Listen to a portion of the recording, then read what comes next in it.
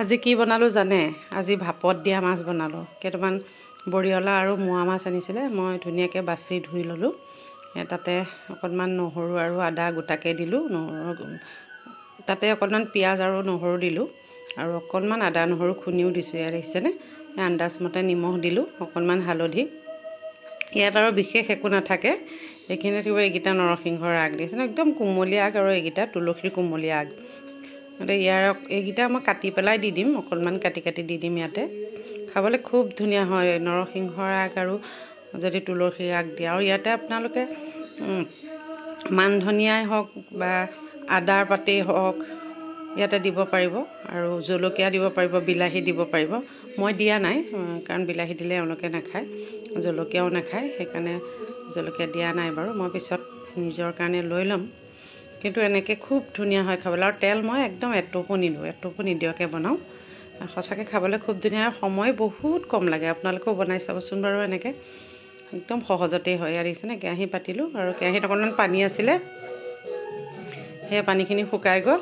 ইয়াত দেখিছেনে? একদম শুকাই গ'ল। তাতে মই এতিয়া মাছখিনি দি দিম। এইখিনি মাছ দেখিছেনে?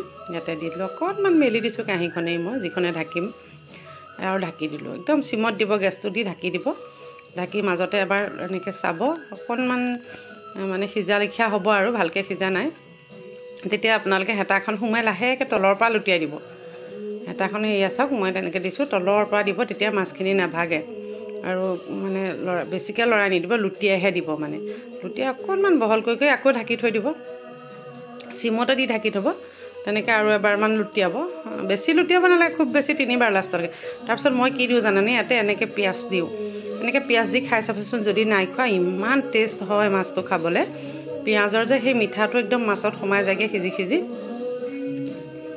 একেবাৰে চিমতে দি থওঁ যে মাছখিনি খুব ধুনীয়াকৈ সিজি যায়। আৰু দেখিছেনে? এয়া মাছখিনি খুব ধুনীয়াকৈ সিজিলে। এয়া মই কি কৰিছোঁ, অকণমান বহলকৈ মেলি দিছোঁ লুটিয়াই লৈ। কিয়নো এনেকৈ দিছোঁ মানে, যিহেতু ভাপত দিয়া মাছেই হওক বা পাতত দিয়া মাছেই হওক, অকণমান তিতা তিতা কোমল ভাৱ এটা থাকে।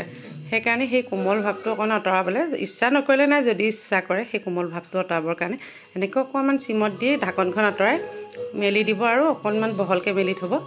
আৰু খাবলৈ খুব ধুনীয়া হয়। মানে শুকান হৈ যায় যে মাছটো, একদম নিজৰ ইচ্ছামতে কৰি দিব। বহুত বেছি শুকানকৈ খাওঁ বুলিলেও খাব পাৰিব, বোলে অলপ শুকান কৰি খাওঁ, নহ'লে এনেকৈ খাওঁ।